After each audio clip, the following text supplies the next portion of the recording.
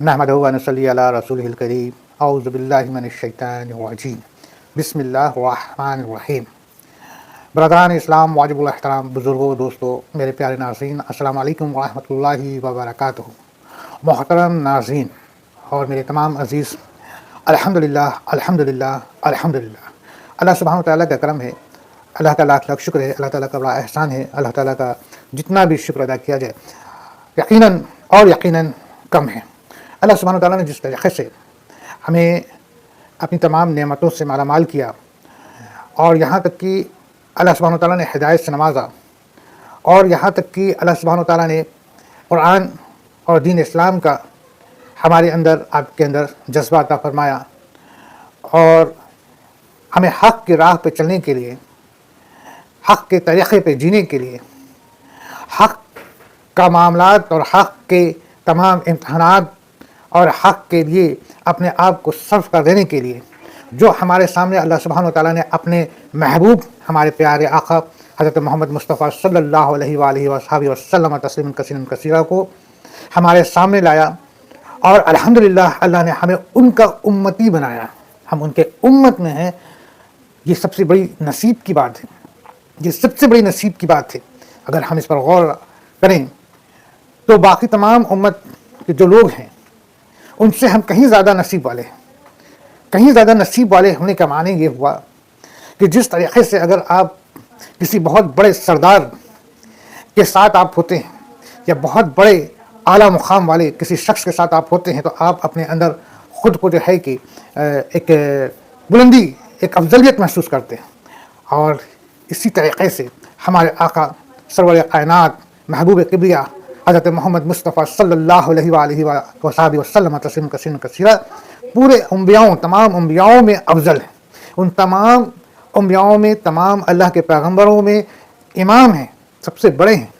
اور اللہ نے اپنے بڑے احسانات کے ساتھ جو ہے کہ ہمیں اس نبی، اپنے اس رسول کی امت میں ہمیں پیدا فرمایا۔ یہ نہایت ہی شکر کی بات ہے، یہ نہایت ہی شکر کی بات ہے۔ اور اس کی افضلیت کا تو ہمیں احساس اس روز ہوگا جب ہمارے سامنے قیامت برپا ہوگا، اور جو ہے کہ لوگ اپنے اپنے جو ہے کہ نبی، اپنے اپنے دور کے، اپنے اپنے وقت کے جو ان کے نبی ہوئے ہیں ان کے ساتھ چلیں گے، اور ہمارے آقا، ہمارے حضور صلی اللہ علیہ وسلم جو ہیں کہ ہم ان کے پیچھے چلیں گے، اور ہم دیکھیں گے کہ باقی تمام نبیوں کے امتی بھی ہمارے آقا حضور صلی اللہ علیہ وسلم کی طرف وہ دیکھیں گے، اور بلکہ مائل ہوں گے، اور وہ آئیں گے۔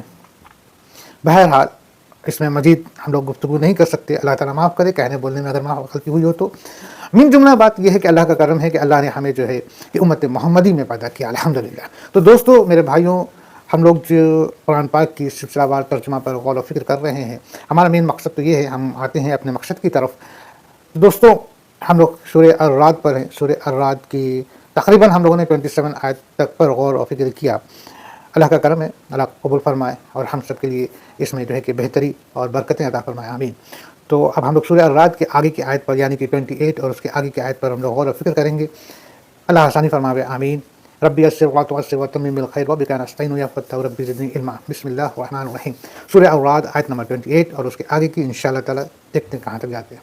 جو لوگ ایمان لائے ہیں، جو لوگ ایمان لائے، ان کے دل اللہ کے ذکر سے اطمینان حاصل کرتے ہیں، الحمدللہ الحمدللہ الحمدللہ، سبحان اللہ، ماشاء اللہ، بے شک اور بے شک اور بے شک۔ اللہ سبحانہ وتعالیٰ کیا کہتے ہیں کہ جو لوگ ایمان لائے ان کے دل اللہ کے ذکر سے اطمینان حاصل کرتے ہیں۔ یاد رکھو اللہ کا ذکر سے ہی دلوں کی تسلی حاصل ہوتی ہے، بے شک اور بے شک اور بے شک۔ میرے دوستوں، میرے عزیز، میرے بھائیوں، اللہ سبحانہ وتعالیٰ نے اپنے ان مومنوں کے لیے، اپنے ان ایمان والوں کے لیے یہ کتنی اچھی بات کھول دی کہ دیکھو، اور آج ہم خود کو بھی دیکھیں، ہم اپنا اسسمنٹ کریں، ہم اپنے آپ کو انالائسس کریں، ہم اپنے آپ کو جج کریں کہ میرا اللہ جس مومن کی بات کر رہا ہے کیا ہم اس میں فٹ بیٹھ رہے ہیں؟ اللہ جس مسلمان کی بات کر رہا ہے کیا ہم اس میں فٹ بیٹھ رہے ہیں؟ اللہ کہتا ہے کہ جو لوگ ایمان لائے ان کے دل اللہ کے ذکر سے اطمینان حاصل کرتے ہیں۔ ہم خود کو غور کریں، کیا ہمارا دل کو اطمینان ملتا ہے؟ اگر ملتا ہے تب تو بے شک ہم اللہ کے اس مومن کے تقاضے میں ہیں۔ اللہ نے جس مومن، جس ایمان والے کے ذکر کیا، بتایا، ہم اس میں ہیں۔ اور اگر ہمارا دل اطمینان حاصل نہیں کرتا ہے تو ہم کو اپنے اوپر غور و فکر کرنا ہوگا، ایک بات۔ دوسری بات، یہ آیت جس وقت اللہ سبحانہ و تعالیٰ نے ہمارے آقا حضور صلی اللہ علیہ وسلم سے فرما رہے ہیں وحی کے ذریعے، وہاں پر مقصد یہ ہے کہ ہمارے آقا حضور صلی اللہ علیہ وسلم جو ہے کہ اس وقت کفار قریش کو بتا دیں، کہہ دیں کہ اسلام اور مسلمان اور ایمان لانے والا بندہ تو وہ ہے جس کو اللہ کے ذکر سے اطمینان حاصل ہوتا ہے۔ تم طرح طرح کی سازشیں کرتے ہو، تم تمام طرح کے جو ہے کہ ہم سے سوال جواب کرتے ہو، ہمارا امتحان لیتے ہو، اگر تمہارا دل صاف ہوتا تو تم کو جب قرآن پاک پڑھ کے سنائی جاری ہوتی تو تم اطمینان حاصل کر لیے ہوتی۔ ایمان والا تو وہ ہے جس کے سامنے قرآن پڑھی جائے، دین کی بات کی جائے، اسلام کی بات کی جائے، نماز پڑھی جائے، قرآن کی تلاوت کی جائے، سنی یا سنائی جائے، ذکر کیا جائے، یا جس طریقے سے ہم اور آپ اس وقت قرآن کے متعلق ہم لوگ گفتگو کر رہے ہیں، اس میں جو ہے اسے اطمینان ملے۔ پھر اللہ کہتا ہے بہت ہی کہہ لیا جائے کانفیڈنس کے ساتھ، یاد رکھو اللہ کے ذکر سے ہی دلوں کو تسلی حاصل ہوتی ہے۔ بے شک یہ ایک فارمولا ہے، یہ ایک وٹنس ہے، اور یہ ایک کہہ لیا جائے کہ مہر ہے۔ کس بات کی مہر ہے؟ کہ اگر دلوں کی تسلی حاصل کرنا ہے، دلوں کی تسلی حاصل کرنا ہے تو اللہ کا ذکر کرو۔ یہ ایک کتنی اچھی بات ہے، اور حقیقتاً میرے دوستوں، میرے بھائیوں، میرے عزیزوں، ہم اگر غور کریں تو یہ بات حقیقت ہے، حق ہے، سچ ہے۔ آپ بڑے پریشان حال میں ہیں، کسی بھی طریقے کا دماغی الجھن میں ہے یا پھر کچھ بھی ہے، تو آپ تھوڑا سا نماز اور قرآن کی طرف آئیے۔ شروع میں توجہ نہیں جائے گی، کیونکہ شیطان کہے گا کہ کہاں ادھر جا رہے ہو، تمہارے ساتھ اتنی ساری پریشانیاں ہیں، تم اتنی ٹینشن میں ہو، تمہارے اوپر یہ کام ہے، یہ کام ہے، پہلے اس کو سالو کرو، کہاں جا رہے ہو، ادھر کہاں جا رہے ہو، تمہارا دماغ ڈسٹرب ہو جائے گا، اس پہ غور کرو۔ بات سچ ہے، ایسا ہوتا ہے، سب کے ساتھ ہوتا ہے، میرے ساتھ بھی ہوتا ہے۔ اگر ہم اس شیطان کو اپنے سے دور بھگا کے اگر ہم نماز کی طرف آ جاتے ہیں، نماز پہ کھڑے ہو جاتے ہیں، قرآن کی تلاوت کرنے لگتے ہیں، یا قرآن اپنے ہاتھ میں لے لیتے ہیں اور اللہ سبحانہ وتعالیٰ سے ہم رجوع کرتے ہیں، تو یقیناً 100% 100% میرے دوستوں یقین مانو، اور میں اس بات کے لیے اس پاک ذات کی قسم کھا کے بول سکتا ہوں کہ ہمیں بے شک جو ہے کہ اطمینان ہوگا، تسلی ہوگی، بڑا سکون مل جائے گا، دل کی روحانی سکون، روحانی سکون۔ ہم اس سکون کو ڈھونڈنے کے لیے کہاں کہاں اور کس کس طریقے سے بھٹکتے ہیں، ہے نا، نئے نئے طریقے اپناتے ہیں، کچھ نہ کچھ کرنے کی سوچتے ہیں۔ اللہ نے کہہ دیا اصل تسلی اور اصل سکون اگر تمہیں چاہیے تو تم جو ہے کہ اللہ کی طرف آ جاؤ، اللہ کا ذکر کرو، اللہ کا شکر ادا کرو۔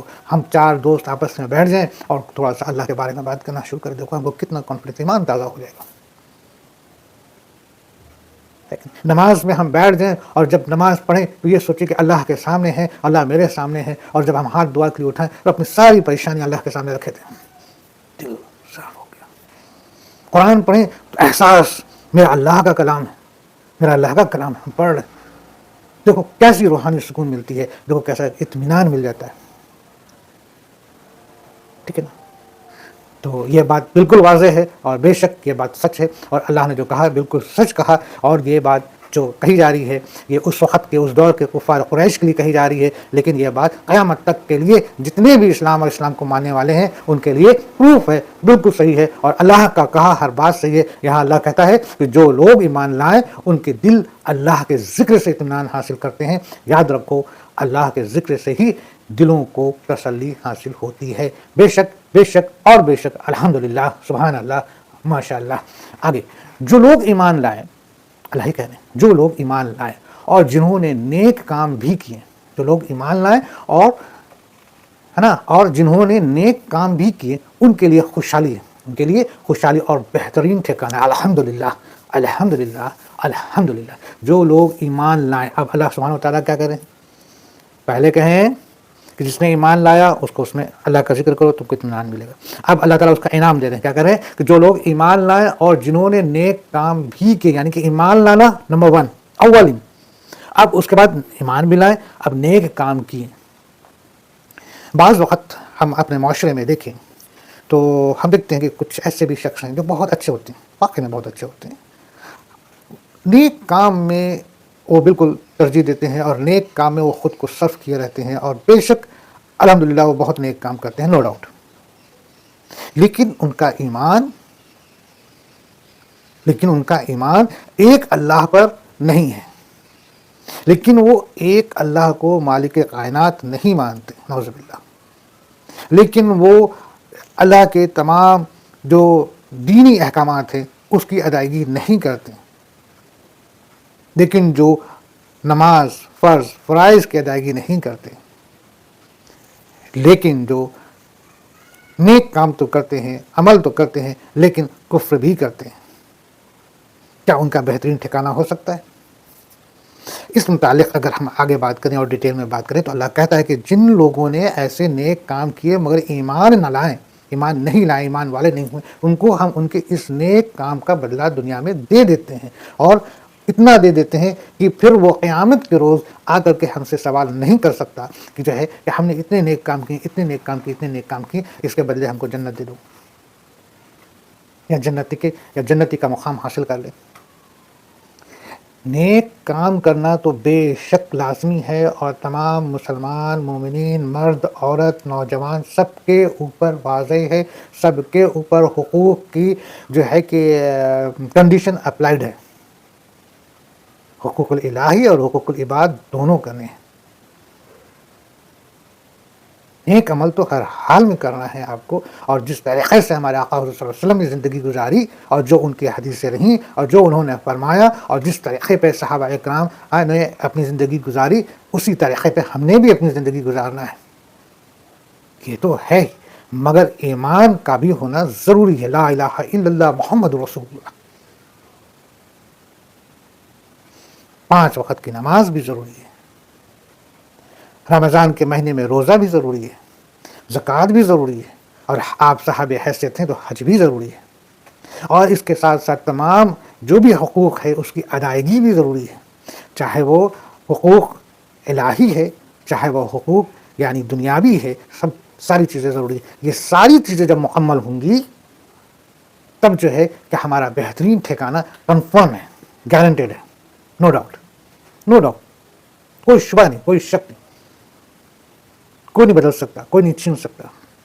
اطمینان رکھو، میرے آقا حضور صلی اللہ علیہ وسلم نے کہہ دیا، بہت سارے ان کی حدیثیں ملیں گی جس میں آقا حضور صلی اللہ علیہ وسلم نے فرمایا ہے نا کہ ایمان والے جو ایمان لائے وہ اگر اتنا کر لیتے ہیں تو جنت میری طرف سے ان کے لیے گارنٹی۔ لیکن ہر جگہ ایمان کا لانا لازمی، اگر ہمارا ایمان اس معنی میں مضبوط نہیں کہ واحد ایک اللہ ہے جو پوری کائنات کا مالک ہے، تو ہمارے سارے نیک و کام جو ہے کہ اس کا اجر دنیا میں تو مل جائے گا لیکن آخرت میں سوال نہیں کر سکتے، ٹھیک ہے نا۔ تو اللہ سبحانہ و تعالیٰ کہتے ہیں کہ جو لوگ ایمان لائیں اور جنہوں نے نیک کام بھی کیے ان کے لیے خوشحالی ہے اور بہترین ٹھکانہ ہے، بے شک وہ ٹھکانہ جنت ہے۔ ممکن ہے کہ اللہ سبحانہ و تعالیٰ اگر راضی ہو دینے پہ آوے تو دنیا میں بھی دے سکتا ہے، نو ڈاؤٹ، دنیا میں بھی دے سکتا ہے۔ اللہ نے تو کہہ دیا ہے کہ ہم جسے چاہیں اسے جو ہے کہ ہر طریقے سے معلومات کر دیں، مال و دولت میں بھی افضلیت دے دیں، اس کے ساتھ خوشحالی کر دیں، جسے چاہیں ہم اسے تنگ دست کر دیں، جسے چاہے ہم اسے تنگ دست کر دیں۔ یہ تو اللہ کی مرضی ہے، اور ہم کو دونوں حال میں اللہ سے رجوع ہونا ہے، اللہ سے راضی رہنا ہے اور اللہ کے لیے جینا ہے۔ معنی یہ ہوا کہ اللہ تو آزماتا ہے کسی کو دے کر کے، کسی سے لے کر کے، جس کو دیا جو ہماری نگاہ میں لگ رہے ہیں کہ بڑا دولت مند ہے بھائی، بڑا شہرت مند ہے، بڑا اس کے جو ہے کہ نام ہے، وقار ہے، عہدہ ہے، اور تمام طریقے کی عزت ہے، اور اس کے 10 لوگ آگے 10 لوگ پیچھے اس کے حالی محالی ہیں، اور واہ واہ واہ واہ واہ واہ ہو رہا ہے، دولت بھی ہے، میری نگاہ دیکھ رہی ہے ایسا۔ لیکن ہم ایک چیز نہیں جان رہے ہیں کہ اللہ تعالیٰ اس کو اتنا دے کے کیا آزما رہا ہے، کیا آزمانا چاہتا ہے، کیا پتا اس کی کس طریقے سے آزمائش ہو رہی ہے، نہیں سمجھے؟ آزمائش اس کی بھی ہو رہی ہے، کیونکہ جب اللہ اس کو دیتا ہے یا کسی کو بھی دیتا ہے مال و دولت اور ہر طرح سے جو ہے کہ مضبوطی اور کامیابی، تو اللہ اس کے ساتھ اور زیادہ امتحان لگا دیتا ہے، اللہ تعالیٰ اس کے ساتھ اور امتحان لگا دیتا ہے، بہت سارے امتحان۔ جو دولت مند ہے، جو تمام طریقے سے عیش و آرام سے لیس ہے نا، اس کے ساتھ اللہ بہت آزمائش رکھتا ہے۔ بلکہ اگر ہم غور کریں تو ہم کہیں گے کہ اللہ ہم کو تو تنگ دست رکھ، جس حال میں ہے کہ بس 2 روٹی ہم کھا لیں اتنا ہی بہت ہے، وہ زیادہ بہتر ہم کو لگے گا کہ وہ زیادہ بہتر ہے، کیونکہ ان کے امتحانات تو بہت زیادہ ہیں۔ ان کے پاس اگر مال اور دولت ہے اور اگر ان کے بغل میں پڑوسی بھوکا رہ گیا تو ان سے سوال ہو جائے گا۔ کسی کے پاس مال اور دولت اور تمام طریقے کامیابی ہے اور اس کسی بھی طریقہ کسی کے ساتھ بے انصافی ہو گیا تو اس سے ڈبل سوال ہو جائے گا. کوئی مجبور کسی چیز کی کمی کی وجہ سے مر گیا وہ بھی پکڑا جائے گا, وہ بچے گا نہیں, بھلے 2 گھر کے بعد ہی کیوں نہ ہو, بھلے اس خاندان کا ہی کیوں نہ ہو, بھلے دور کا رشتہ داری کیوں نہ ہو. میرے دوستوں سوال ہوگا, یقین مانو, یقین مانو, مان لو وہ بچ نہیں سکتا. کوئی بادشاہ ہو گیا اور بادشاہ کے ریاست میں اگر کوئی ناانصافی ہو رہی ہے اور ناانصافی چل رہی ہے اور ناانصافی دہرائی جا رہی ہے, ان کے تمام سربراہان جو ہے کہ اس ناانصافی پر جو ہے کہ ریاست کو پریشان کر رہے ہیں, تو وہ بادشاہ پکڑا جائے گا. سب سے پہلے وہ بادشاہ پکڑا جائے گا اور سب کا گناہ اس کے اوپر تھوپ دیا جائے گا. اسی طرح سے ہمارے اور آپ کے درمیان میں اگر کوئی بہت دولت مند ہے تو اس سے بھی ایک ایک چیز کا حساب لیا جائے گا. اس کے خاندان میں اگر کوئی مجبور ہے تو اس نے اس کی مدد کیوں نہیں کی. اس کے پڑوسی میں کوئی اگر لڑکی دولت کی کمی کی وجہ سے شادی بیاہ نہیں ہو پا رہی ہے اس نے مدد کیوں نہیں کی. اس کے بغل کا بچہ اگر ان پڑھ رہ جا رہا ہے اور اسکول نہیں گیا, مدرسہ نہیں گیا, دینی تعلیمات نہیں حاصل کیا, اس سے سوال ہو جائے گا. کوئی اس کے نزدیک کا کوئی اس کا دوست اسباب ہے, وہ مجبور ہے لیکن شرم کے مارے کچھ بول نہیں پا رہا ہے, اس کا بھی سوال اس سے ہوگا. تو اس کے مقابلے میرے بھائیوں اگر ہمارے پاس ہم اگر تھوڑا تندرست ہیں تو ہم زیادہ بہتر ہے نا بھائی, ہم سے سوال کم ہوں گے. ہاں, حلال رزق کی تمنا کرنا ہے, حلال رزق کی تمنا کرنا ہے, کیونکہ حلال رزق ہے تب تو ٹھیک ہے. اور اگر حرام رزق ہے اور حرام رزق والا دولت مند ہے, کروڑ پتی ہے, ارب پتی ہے, کھرب پتی ہے, تو اس کا تو کوئی معنی نہیں ہے. اس کے دولت تو بالکل ایسا ہے جیسے کہ کہہ لیا جائے کہ ریت, تپتی چٹان پر پڑی چند ریت, کوئی معنی نہیں. نہ اس کو جو ہے کہ محض جو دور سے اس کو خوشنما لگ رہا ہے وہ تو ایسا ہے کہ ایک ہوا کا جھونکا آئے گا, ختم. نہ اس کے دنیا میں کام آ پاوے گا نہ آخرت میں آئے گا.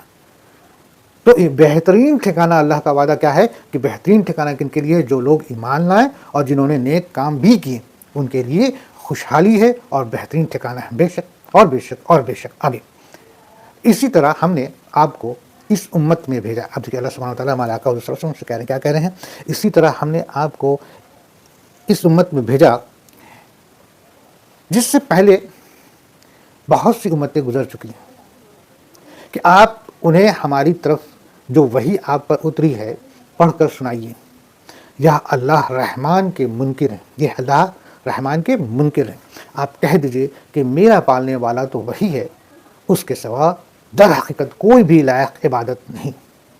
اسی کے اوپر میرا بھروسہ ہے اور اسی کے جانب میرا رجوع ہے. میرے عزیز دوستوں, محترم ناظرین, ذرا سنیں اللہ کیا کہتا ہے. اللہ سبحانہ وتعالیٰ ہمارے آقا حضور صلی اللہ علیہ وسلم سے کہہ رہے ہیں, کب کس حال میں کہہ رہے ہیں, ہمارے آقا حضور صلی اللہ علیہ وسلم جو واقعی میں رحمت دو جہاں ہیں, جو اپنی امت اور وہ تمام لوگ قیامت تک کے لوگ ہمارے آقا حضور صلی اللہ علیہ وسلم سب کے بارے میں سوچتے ہیں, اور وہ اس بات سے بڑے جو ہیں کہ غمگین ہو جاتے ہیں کہ میری امت کا کوئی شخص جہنم میں جائے گا اور جہنم کی جو آگ ہے اور جو عذاب ہیں اور جو تکلیف ہے وہ اس کو برداشت کرنا پڑے گا یا سہنا پڑے گا. میرے آقا حضور صلی اللہ علیہ وسلم اس بات سے بڑے پریشان, بڑے تکلیف میں رہتے ہیں.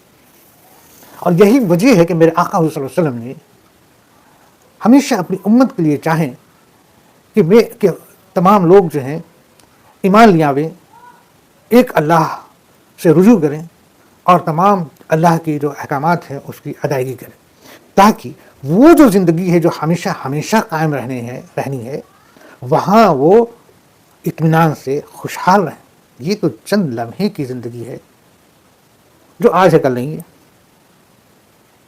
اللہ سبحانہ وتعالیٰ نے اس دنیا کے بارے میں تو کہہ دیا ہے, ہمارے آقا صلی اللہ علیہ وسلم نے بتا دیا کہ اللہ کے نزدیک یہ دنیا تو ایسی ہے جیسے مرا ہوا بکری کا بچہ, اتنی بھی نہیں ہے. ہمارے آقا صلی اللہ علیہ وسلم نے بتا دیا مثال کے طور پہ کہ سمندر میں اگر اپنی چھوٹی انگلی ڈالو اور نکال لو اور جتنا پانی آپ کی انگلی میں رہ جاوے, اللہ کے نزدیک اتنا بھی دنیا نہیں ہے. کیونکہ وہ رحمان, وہ خالق کائنات نے جو انسانوں کے لیے جو جگہ جو مقام بنایا ہے وہ تو اللہ نے جنت بنایا ہے, اور جنت کے لیے بے شمار اس میں بہترین چیزیں دے رکھا ہے. لیکن ایک شرط لگا رکھا ہے کہ میرے اس انعام کے لیے، اس چیز کے لیے جو ہم نے تمہارے لیے بنائی ہے، پانے کے لیے تم کو حق پہ رہنا ہے. تم حق سے پھسلے تو تمہارے لیے جہنم کا بھی ٹھکانہ ہے. اور اس چیز کو جہنم سے بچانے کے لیے اللہ نے بھی اپنے بندوں کے لیے جو ہے کہ اپنے نبیوں، اپنے رسولوں، اپنے پیغمبروں کو بھیجتے تھے کہ جا کے انہیں بتا دو، غفلت میں نہ پڑے، بعد میں وہ نہ کہیں کہ ان کو بتایا نہیں کیا. ہمارے آقا حضرت صلی اللہ علیہ وسلم بھی اسی طرح سے بڑے غمگین اس بات پہ ہو جاتے تھے کہ جو ہے کہ ہماری امت کا بندہ جو ہے کہ اللہ کے عذاب میں نہ پڑ جائے. تو اللہ سبحانہ و تعالیٰ کہتے ہیں کہ آپ جس طریقے سے اپنی امت پر اللہ کے رسول، اللہ کے نبی بن کے آئے ہیں، آپ سے پہلے کے بھی کئی امت پر کئی رسول ہم نے بھیجا، کئی نبیوں کو ہم نے بھیجا، کئی پیغمبروں کو ہم نے بھیجا، اور انہوں نے بھی جو ہے کہ اللہ کے احکامات کو، حق بات کو، دین الہی کو انہیں بتایا، سمجھایا، کہا ہے نا. اور جن لوگوں نے ان کی بات کو مان لیا، ایمان والے ہو گئے، مسلمان ہو گئے، مومن ہو گئے، ان کے لیے تو بہترین. اور جن لوگوں نے نہیں مانا ان کے اوپر میں نے عذاب ڈال دیا، ان کو ختم کر دیا، نستنابود کر دیا. ان کے اوپر ایسی عذاب اتری کہ جو ہے کہ قرآن بیان کر چکا ہے، اور جو ان میں لوگ جاننے والے ہیں وہ جانتے ہیں.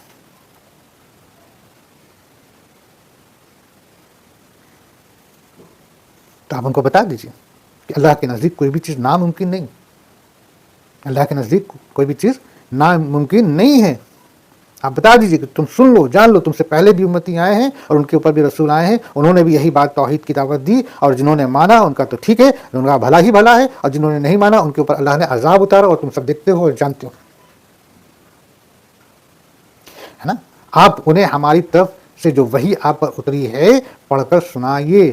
یا اللہ رحمان کے منکر ہیں. اللہ نے کہہ دیا کہ جو لوگ میری وحی کو سن رہے ہیں اور انکار کر رہے ہیں، بے شک وہ رحمان کے منکر ہیں. اللہ نے رحمان لفظ بولا کیونکہ اس وقت کفار قریش کو لفظ رحمان سے جو ہے کہ بڑی تکلیف ہوتی تھی.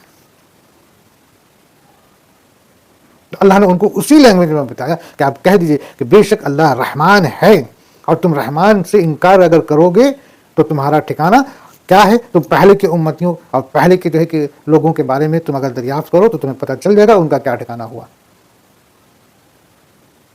قوم نوح جنہوں نے بات نہیں مانی کیا ہوا، قوم سمود، قوم لوط، قوم عاد، سب کا کیا ہوا. ٹھیک ہے نا. اللہ سبحانہ و تعالیٰ کہتے ہیں کہ آپ پر اتری ہے نا، آپ جو وہی آپ پر اتری ہے پڑھ کر سنائیے. اللہ رحمان کے یہ منکر ہیں. آپ کہہ دیجئے کہ میرا پالنے والا تو وہی ہے، اس کے سوا در حقیقت کوئی بھی لائق عبادت نہیں ہے نا. اللہ سبحانہ و تعالیٰ کہتے ہیں ہمارے آقا حضرت صلی اللہ علیہ وسلم سے کہ آپ کہہ دیجئے کہ آپ جو ہیں کہ ہماری عبادت کرتے ہیں، اور آپ ہم کو اپنا پالنے والا پروردگار اعلیٰ مانتے ہیں، اور یہی حقیقت ہے، اس کے علاوہ اور کچھ نہیں ہے نا. یعنی کہ آپ ان کو کہہ دیجئے تاکہ ہمارے آقا حضرت صلی اللہ علیہ وسلم کہہ دیں کہ دیکھو ہم جن کی عبادت کرتے ہیں وہی ہمارا پروردگار اعلیٰ ہے، وہی ہمارا مالک ہے، وہی ہمارا کائنات مالک ہے، وہی رب العالمین ہے، اور در حقیقت وہی عبادت کے لائق ہے، اس کے سوا اور کوئی نہیں. اس چیز کو آپ جو ہے ڈکلیئر کر دیجیے. اور میرے آقا صلی اللہ علیہ وسلم نے یہی چیزیں کہی. ٹھیک ہے. آپ کہہ دیجئے کہ میرا پالنے والا تو وہی ہے، اس کے سوا در حقیقت کوئی بھی لائق عبادت نہیں، اللہ کے سوا کوئی عبادت کے لائق نہیں. اسی کے اوپر میرا بھروسہ ہے اور اسی کے جانب میرا رجوع ہے. یعنی آپ ان کو کہہ دیجئے کہ میں صرف اللہ ہی پر بھروسہ کرتا ہوں، اور میں جو ہے کہ اسی سے رجوع کرتا ہوں. اور میں یعنی کہ کیا معنی ہوگا کہ ہمارے آقا حضرت صلی اللہ علیہ وسلم سے پہلے تو اللہ یہ کہہ رہے کہ آپ کہہ دیجئے یہ باتیں جو حق ہے، جو سچ ہے، جو آپ کرتے ہیں، آپ ان کو بتا دیجئے کہ آپ ایسا کرتے ہیں. آپ کہہ دیجئے کہ آپ صرف میری ہی عبادت کرتے ہیں اور آپ مجھے ہی لائق سمجھتے ہیں اور مجھے سے آپ رجوع کرتے ہیں. اور ہمارے آقا حضرت صلی اللہ علیہ وسلم جو کرتے ہیں یا جو ان کا ایمان ہے، جو ان کا طریقہ، وہی مسلمان کا طریقہ ہے، وہی مومن کا طریقہ ہے. اور جو مسلمان کا طریقہ ہے نا، وہ اس کے اگر خلاف اگر جاتا ہے، ایمان کے خلاف جاتا ہے، دین کے خلاف جاتا ہے، ہمارے آقا حضرت صلی اللہ علیہ وسلم کے خلاف جاتا ہے، قرآن کے خلاف جاتا ہے، اللہ کے خلاف جاتا ہے، تو بے شک اس کا ٹھکانہ کیا ہے. تو ہمارے آقا اللہ سبحانہ و تعالیٰ کہتے ہیں ہمارے آقا حضرت صلی اللہ علیہ وسلم سے کہ آپ ان کو بتا دیجئے کہ آپ میری ہی عبادت کرتے ہیں اور مجھے ہی لائق سمجھتے ہیں اور آپ مجھے سے رجوع کرتے ہیں، آپ یہ بات ان کو بتا لیجیے. آگے اگر کسی قرآن مطلب تورات، زبور، انجیل، قرآن، تمام آسمانی کتاب کے ذریعے پہاڑ چلا دیے جاتے یا زمین ٹکڑے ٹکڑے کر دی جاتی یا مردوں سے باتیں کرا دی جاتی، پھر بھی وہ ایمان نہ لاتے. بات یہ ہے کہ سب کام اللہ کے ہاتھ میں ہے، تو کیا ایمان والوں کو اس بات پر دل جمع نہیں کہ اگر اللہ تعالیٰ چاہے تو تمام لوگوں کو ہدایت دے دے. کفار کو تو ان کے کفر کے بدلے ہمیشہ ہی کوئی نہ کوئی سخت سزا پہنچتی رہے گی یا ان کے مکان کے قریب نازل ہوتی رہے گی تا وقت کا وعدہ الہی آ پہنچے. یقیناً اللہ تعالیٰ وعدہ خلافی نہیں کرتا. میرے دوستوں، میرے عزیز، دیکھیے یہاں پر اللہ سبحانہ وتعالیٰ وہ جواب دے رہے ہیں جو اس آیت سے چند آیت پہلے ہم لوگوں نے پچھلے پارٹ میں پڑھا کہ کفار قریش جو ہے کہ ہمارے آقا حضور صلی اللہ علیہ وسلم سے طریقے سے جو ہے نا کہ ان کو آزمائش میں ڈالتے اور پریشان کرتے اور ان کی جو ہے کہ ان کے ساتھ سازش رچتے ہیں اور ان کو طریقے سے جو ہے کہ پریشان کرنے کی چالیں چلا کرتے تھے. ٹھیک ہے نا. یہ بھی کہتے تھے کہ آپ کوئی جو ہے کہ معجزہ کیوں نہیں کر دیتے. اچھا چلو یہ قرآن ہے یا وہی ہے یا آیت ہے تو کیوں نہیں اس میں معجزہ کیوں نہیں اترتا. یہ حقیقتاً در حقیقتاً اگر ہم اس پہ غور کریں اور آپ بھی غور کریں تو آپ کو بھی محسوس ہوگا کہ یار یہ کس طریقے کی بات ہے کہ ہم سے اگر کوئی حق بات بتائی جا رہی ہے تو ہم اس میں معجزہ یا جادو تلاش کریں، ہے نا. اور وہ بعض وقت یہ بھی تو کہتے تھے نا کہ اچھا ٹھیک ہے عذاب آ جائے گا، عذاب لا کے دکھاؤ، ہے نا. تو اللہ سبحانہ وتعالیٰ نے ان کے اس سوالات کا یہاں جواب دیا ہے. جواب یہ دیا ہے کہ اگر کسی قرآن، اب یہاں پہ کسی قرآن یعنی کہ وہ بھی آسمانی کتابیں جو اس سے پہلے آ چکی ہیں، تورات، زبور، انجیل اور یہ قرآن ہے نا، اس کے ذریعے اگر پہاڑ چلا دیے جاتے ہیں، یعنی کہ معجزہ بولتے تھے نا، تو اللہ کہتا ہے کہ ٹھیک ہے چلو تمہارا معجزہ ہم سب سے بڑا معجزہ، یعنی کہ جو ناممکن ہے تمہاری نظر میں ہم اس کو بھی اگر کر دیتے، یعنی کہ پہاڑ کو زمین پہ چلا دیے ہوتے تمہاری نظر میں، ہے نا، مطلب کہ تمہارا ظاہری طور سے چلا دیے ہوتے، یا پھر تم جیسا کہتے ہو کہ زمین کو ہم پھاڑ دیے ہوتے، ٹکڑے ٹکڑے کر دیتے، یا پھر مردہ کو جو ہے کہ ہم تمہارے درمیان میں جلا کر کے تم سے بات کرا دیتے. یقین مانو تب بھی تم ایمان نہ لاتے.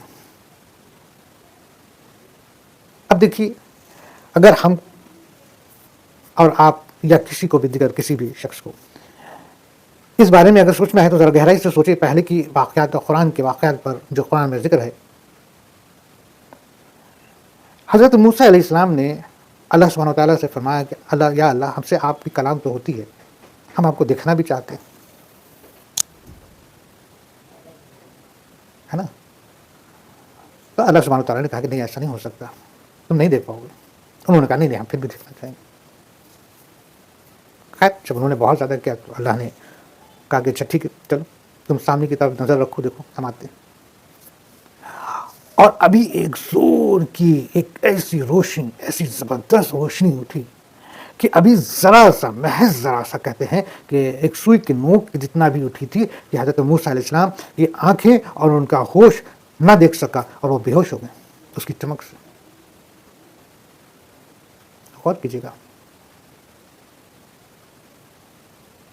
اور میں سمود میں حضرت صالح علیہ السلام سے کہا کہ آپ اس پہاڑ سے جو ہے کہ اٹھنی نکال دیجیے، اور وہ اٹھنی ایسی ہو کہ حاملہ ہو، اس رنگ کی ہو، ایسی ہو، ویسی ہو. حضرت صالح علیہ السلام اپنے قوم کو سمجھائے کہ یہ کیا کر رہے ہو. انہوں نے کہا کہ نہیں آپ کر کے دکھائیے. حضرت صالح علیہ السلام نے اللہ سبحانہ تعالیٰ سے دعا کی. اللہ سبحانہ تعالیٰ نے کہا کہ دیکھو پھر بھی یہ نہ ماننے والے ہیں تو مان لو، ہم تو کر دیں گے، میرے لیے ناممکن نہیں ہے، لیکن یہ نہیں مانیں گے. حضرت صالح علیہ السلام کہا کہ نہیں آپ کر دیجیے، ہو سکتا ہے یہ مان لیا. اللہ سبحانہ تعالیٰ نے کر دیا، اٹھنی آ گئی جیسا وہ چاہتے تھے بالکل. بس کیا ہوا نتیجہ یہ ہوا کہ یہی لوگ، اللہ نے کہا تھا کہ یہ لوگ ایمان پھر بھی نہیں لائیں گے کیونکہ ہم ان کے جان رہے ہیں، ان کے بات ان کے دلوں کے اندر کیا چل رہا ہمیں پتا ہے. ایمان لانے والا تو بس وہ تو محبت اور غور و فکر کرتا ہے اور جو ہے کہ ایمان لیا جاتا ہے، اور جس کو ایمان نہیں لانا ہوتا ہے وہی جو ہے تگڑم لگاتا ہے اور تمام طریقے کے جو ہے نا کہ انبن جو ہے باتیں کرتا ہے. جو سچ آدمی ہے، ایماندار آدمی ہے، نیک دل کا آدمی ہے، وہ تو بس تولے گا کہ ہاں بات میں کتنے وزن، ہاں صحیح ہے، بالکل صحیح صحیح۔ اور جس جو تگڑم باز ہے وہ کیا کرے گا؟ میم میخ لگائے گا، اس کو خوب کھرچے گا، کرے دے گا، پھر بھی نہیں آئے گا۔ اللہ تعالیٰ بھی کہتا ہے چٹی کہ تم کرے دے لو، دیکھ لو، ہم تو جانتے ہیں تمہاری حقیقت۔ تو کیا ہوا؟ قوم سمود وہ لوگ ایمان نہ لائے، ان لوگوں نے اس اٹھنی کو ہی مار دیا، اس کے بچے کو۔ بچہ تو شاید وہ پہاڑ کے نیچے چلا گیا۔ خیر اب قوم عیسیٰ علیہ السلام کو لے لیجیے، ان کے قوم نے کہا کہ ہمارے لیے جنت سے دسترخوان منگا دیجیے، جنت سے دسترخوان منگا دیجیے۔ حضرت عیسیٰ علیہ السلام سمجھے کیا کرو، انہوں نے کہا نہیں آپ منگا دیں، ہم ایمان لے آئیں گے۔ حضرت عیسیٰ علیہ السلام نے اللہ سبحانہ وتعالیٰ سے دعا کہ اللہ سبحانہ وتعالیٰ نے کہا کہ دیکھو یہ جو کہہ رہے ہیں اس کے باوجود بھی یہ ایمان نہ لائیں گے، ہم ان کو جان رہے ہیں۔ انہوں نے کہا کہ نہیں، اب یہ کہتے ہیں لیا، شاید ایمان لیا۔ اللہ سبحانہ وتعالیٰ نے حضرت عیسیٰ علیہ السلام کی دعا قبول کر لی، اب دسترخوان آ گیا سامنے سے، بالکل جنت سے سامنے سے دسترخوان آ رہا ہے، اس میں بہترین لذت دار کھانے، سب نے کھایا۔ پھر بھی کیا ہوا؟ جنہوں نے ایمان نہیں لانا تھا وہ نہیں لائے۔ اللہ نے کہا کہ اچھا ٹھیک ہے، اب تم نے ایمان نہیں لایا، تم نے امتحان میرا لیا، سب کو اللہ نے بندہ اور سور بنا دیا، ختم ہو گیا۔ ٹھیک ہے، تو اللہ سبحانہ وتعالیٰ یہاں پر ہمارے آقا حضرت صلی اللہ علیہ وسلم کو تسلی دلاتے ہوئے کہتے ہیں کہ دیکھیے اس سے پہلے کہ بھی جو بھی قرآن ہے اور یہ بھی قرآن ہے، اگر اس کے ذریعے، اگر یہ جس معجزہ کی بات کرتے ہیں، اگر ہم اس کے ذریعے پہاڑ کو چلا دیے ہوتے، ہے نا، یا پھر زمین کو ٹکڑے ٹکڑے کر دیے ہوتے، یا پھر مردے جو ہے کہ باتیں کرتے ہوتے، یا مردے سے بات کرا دی ہوتی، پھر بھی یہ ایمان نہ لاتے، کیونکہ مجھے ان کے دل کی حال کا خبر ہے، ایمان نہیں لاتے۔ اور جو اس طریقے سے جو کرتے ہیں نا، ہم تو خود ان کے دلوں کو اور جو ہے نا یہ کر دیتے ہیں، گمراہ کر دیتے ہیں کہ جاؤ تم گمراہی میں رہو۔ ٹھیک ہے نا، بات یہ ہے کہ سب کام اللہ کے ہاتھ میں۔ اب اللہ سبحانہ تعالیٰ کہتے ہیں کہ دیکھو بات حقیقت یہ ہے کہ سب تو ہم جانتے ہیں، ہمارے ہاتھ میں، ان کو ہدایت دینا اور نہیں دینا میرے ہاتھ میں، اور ہدایت میں اسی کو دیتا ہوں جو ہم سے رجوع کرتا ہے، جو صاف دل نیک ارادے سے باتوں کو سنتا ہے، سوچتا ہے، آگے بڑھتا ہے، تو ہم اس کے لیے راستہ کھول دیتے ہیں، ہم اس کو گمراہی سے نکال کر کے راہ پہ لے آتے ہیں، اس کے دلوں کو روشن کر دیتے ہیں۔ اور جس کے دلوں میں کجی بھری ہے، جس کے دلوں میں جو ہے کہ گمراہی اس قدر ہے کہ حسد غالب ہے اس پر، جو اس بارے میں غور و فکر ہی نہیں کرتے، ان کو تو ہم جو ہے کہ اور بھٹکا کر رکھ دیتے ہیں۔ اللہ کہہ دیتا ہے کہ سب میرے ہاتھ۔ تو کیا ایمان والوں کو اس بات پر دل جمع نہیں کہ اگر اللہ تعالیٰ چاہے تو تمام لوگوں کو ہدایت دے دے؟ اب اللہ سبحانہ وتعالیٰ کہتے ہیں ایمان والوں کو، جو ہم اور آپ جو مسلمان یا جو بھی مومن ہیں نا، جو ہے کہ وہ یہ سوچتے ہیں کہ جو ہے کہ ان کو ہدایت نہیں ملی یا یہ فلانا ہے، وہاں پر ہم بھی غلط ہے۔ اللہ کہتے ہیں کہ ہدایت تو دینا میرا کام ہے، تم کو بھی ہدایت ہم دیا ہے تو ہم نے دیا ایک بات، مگر یہاں پہ سینس یہ ہو رہا ہے کہ یہاں پہ اللہ سبحانہ وتعالیٰ کہتے ہیں کہ آپ غم نہ کیجیے، ہدایت دینا تو میرا کام ہے، ہم جس سے چاہے ہدایت دیں، جس سے چاہے نہ دیں، آپ کا تو کام بس جو آپ پر وحی آ رہی ہے، جو قرآن آ رہا ہے، آپ یہ پڑھ کے انہیں سنا دیجیے، بس اتنا ہی کام ہے۔ باقی ہدایت دینا، کسی ہدایت دینا ہے کسی نہیں دینا، یہ میرا کام ہے، اور میں ان کے دلوں کو اچھی طرح سے جانتا ہوں، جن کا دل میرے طرف متوجہ ہے میں انہیں ہدایت تو دے دوں گا، جن کا نہیں ان کو نہیں دوں گا، ان کا ٹھکانہ جہنم ہی ہے، پھر ان کا ٹھکانہ پھر جہنم۔ تو آپ اطمینان رکھیں، آپ پریشان نہ ہو، ٹھیک ہے نا۔ تو اللہ سبحانہ تعالیٰ کہتے ہیں تو کیا ایمان والوں کو اس بات پر دل جمع نہیں کہ اگر اللہ تعالیٰ چاہے تو تمام لوگوں کو ہدایت دے دے، اور نہ چاہے تو نہ دے۔ کفار کو تو، اب اللہ کہہ رہے ہیں کفار کو تو ان کے کفر کے بدلے ہمیشہ ہی کوئی نہ کوئی سخت سزا پہنچتی رہے گی، ہمیشہ کوئی نہ کوئی سزا۔ دیکھیے ایک ایسی سزا ان کو پہنچتی رہے گی جو ممکن ہے کہ بظاہر ہماری نظریں نہیں دیکھ رہی، ہم سوچتے ہیں کہ وہ کفر پر ہے اور اتنا اونچے مقام پر ہے، خوشحال ہے اور ہمارے اوپر ظلم کر رہا ہے، تشدد کر رہا ہے اور ایسے اور ویسے، اس کے ساتھ کچھ بھی برا نہیں ہو رہا ہے، یہ بظاہر ہم دیکھ رہے ہیں یا ہم سوچ رہے ہیں، لیکن اللہ کا وعدہ تو یہ ہے کہ اس کو سخت سزا پہنچتی رہے گی۔ اب غور کریے کہ جب کوئی ظالم جو کفر کرتا ہے اور مومن پر ظلم کرتا ہے، تو آپ دیکھیے وہ ظلم کرتے کرتے اس کے دل میں کیسی چیزیں آ جاتی ہیں کہ اس کو جو ہے کہ پریشان رہتا ہے، وہ اسی میں پریشان رہتا ہے کہ ارے یہ مسلمان کیسے آگے بڑھ رہا ہے، ارے یہ مسلمان کیسے ترقی کر رہا ہے، ارے یہ مسلمان کو ہم اتنا دبا رہے پھر بھی دب نہیں رہا۔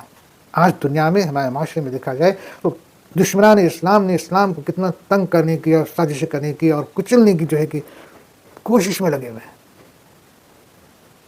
مسلمان اتنا ہی ترقی کر رہا ہے, ترقی مسلمان اتنا ہی پھیل رہا ہے, اتنا ہی پھیل رہا ہے. اب دیکھیے جتنا یہ مسلمان کے خلاف سازش کرتے ہیں مسلمان اتنا ہی زیادہ پھیل رہا ہے. یہ ایک طرف سے کاٹتے ہیں, سوچتے ہیں کہ ہم نے کاٹا, ادھر جو ہے اور پھیل جاتا ہے. کاٹو تم کتنا کاٹو گے. اور وہ اس وجہ سے پریشان ہیں, ان کا جو ہے کہ ان کو دین کا چین اور رات کی نیند اڑ گئی کہ ہم کس طریقے سے مسلمان کو پریشان کریں. وہ مطلب وہ دیکھا جائے, بظاہر دیکھا جائے تو یہ اللہ کا عذاب ہے کہ وہ اس عذاب میں مبتلا ہیں کہ ہم کس طریقے سے مسلمانوں کو ہم تکلیف دیں, اذیت دیں اور ان کو نشت نابود کر دیں, ان کی جڑ اکھاڑ دیں, ہم ان کو یہ کر دیں, ہم کو وہ کر دیں, ہم ان کو پریشان کر دیں اور ایسے کر دیں. وہ اسی میں جو ہے کہ ان کا دن اور رات کا سکون ختم ہے.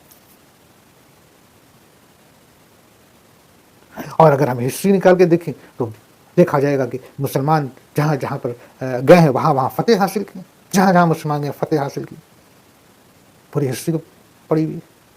ہاں البتہ آج مسلمان کمزور ہو گیا ہے, اور آج کمزور ہونے کے پیچھے وجہ بھی یہ ہے کہ مسلمان اب حقیقتاً جو ہے کہ جو مسلمان کا جو ہونا چاہیے, جو ان کا جو طریقہ ہونا چاہیے, ان کا جو اخلاق ہونا چاہیے, ان کا جو حکمت عملی ہونا چاہیے, جو ان کو دین پر جو ہے کہ کھڑا اترنا چاہیے, جو ان کا جو ایمان ہونا چاہیے, وہ ویسا رہ نہیں گیا.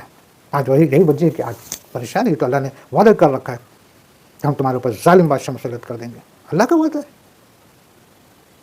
ہم اپنے آپ کو ذرا ٹٹولیں کہ ہم مکمل ایمان پر ہیں. اگر ہیں تو غم مت کرو. لا تحزن ان اللہ معانا, غم نہ کر, اللہ ہمارے ساتھ. تکلیف تو ہمارے آقا صلی اللہ علیہ وسلم نے بھی صحیح تھی. کفار تو ان کے پیچھے بھی پڑے تھے. فتح کس کو ہوگی؟ مسلمان کو. آگے بھی فتح کس کو ہوگی؟ مسلمان کو ہوگی. ہاں ایمان والا ہم کو ہونا ہے. اللہ نے جس مسلمان اور جس ایمان والے کے قرآن میں ذکر کی ہے ویسا ہم کو ہونا ہے. اگر ہم ویسے ہیں تو پھر ہم کو ڈرنے کی کوئی ضرورت نہیں. ہمارے لیے کامیابی یہاں بھی ہے اور کامیابی وہاں بھی ہے. اور جو کفر پہ ہیں وہ ناکامیابی میں یہاں بھی جئیں گے, اور وہاں تو ناکامیابی ہی ناکامیابی ہے. ان کا تو ٹھکانہ اللہ نے بالکل کلیئر کٹ کر دیا ہے. ٹھیک ہے. اللہ کہتا ہے کہ کفار کو تو ان کے کفر کے بدلے ہمیشہ ہی کوئی نہ کوئی سخت سزا پہنچتی رہے گی, یا ان کے مکانوں کے قریب نازل ہوتی رہے گی. اللہ نے کہہ دیا کہ وہ سمجھیں نہ سمجھیں لیکن ان کے نزدیک میری سزا, میری گرفت, میری پکڑ ہو رہی ہے. سمجھنے کے لیے علم کا عقل اور دماغ کی عقل ہونی چاہیے نا, سوچ ہونی چاہیے نا, ہے نا. تا وقت یا کا وعدہ الہی آپ پہنچے, مطلب کہ وہ جس طرح سے وقف کر رہے ہیں انٹل اب تک, مطلب کہ وہ اللہ کا جو ہے کہ جو وعدہ ہے وہ آپ پہنچے, وہ دیکھ لیں گے. ابھی جب تک اللہ نے ڈھیل دے رکھی ہے, اللہ کہتا ہے نا ہم ڈھیل دیتے ہیں, ہم ڈھیل دیتے ہیں, ہم ڈھیل دیتے ہیں. کرو کرو کرو کرو کرو, ایک دن تو آؤ گے نا میرے پاس. اور اللہ جس دن کس دے گا, ختم. کون نکل کے جائے گا؟ نمرود ہے, فرعون ہے, بڑا طاقتور, بڑا جو ہے کہ حکمراں, بہت بڑا ملک کا حکمراں تھا, حاکم تھا. کیا ہوا؟ اس کی نشانی تو پڑی بھی آج مصر میں. دیکھو نا, ہر سال چوہے چھوڑے جاتے ہیں فرعون کے اوپر. مامی پڑی ہے نا, جا کے دیکھ لو, عبرت ہے. یقیناً اللہ تعالیٰ وعدہ خلافی نہیں کرتا, یعنی کہ یقیناً اللہ نے اگر وعدہ کر دیا تو وہ اس کے خلاف نہیں کرے گا. بے شک اور بے شک اور بے شک جتنے کفار ہیں, کفر کرنے والے ہیں, اللہ کا بے شک سخت سزا پہنچ رہی ہے ان کے اوپر, چاہے ڈائریکٹ چاہے انڈائریکٹ, چاہے وہ اندر سے جل بلا رہے ہیں, چاہے وہ باہر سے جل رہے ہیں, چاہے وہ آخرت کے دن قیامت کے روز اور قیامت سے پہلے یہاں سے ہی ان کا جو ہے کہ اللہ کا عذاب شروع ہو جائے گا. یہ اللہ کا وعدہ ہے اور اللہ اپنے وعدے کے ہرگز خلاف نہیں جاتا. تو میرے دوستوں, میرے عزیز, یہاں تک ہم لوگوں نے غور و فکر کیا. اللہ سبحانہ و تعالیٰ جو ہے کہ ہم لوگ کو ہدایت دے اور ہم لوگ کو دین راہ پہ چلنے کی توفیق دے اور شوق دے. ہم سے اگر کوئی گناہ ہو جاوے تو اللہ سے معافی مانگتے ہیں. آپ بھی معافی مانگیں, ہم بھی معافی مانگتے ہیں. اللہ معاف کرے اور اپنی راہ رحمت ہمیشہ ہم سب پر بنائے رکھے. آمین. ہم لوگوں نے آیت نمبر 31 پر اور 31 تک پر غور و فکر کیا. انشاءاللہ نیکسٹ پارٹ میں اور آگے کی. صدق اللہ العظیم. اللہ حافظ.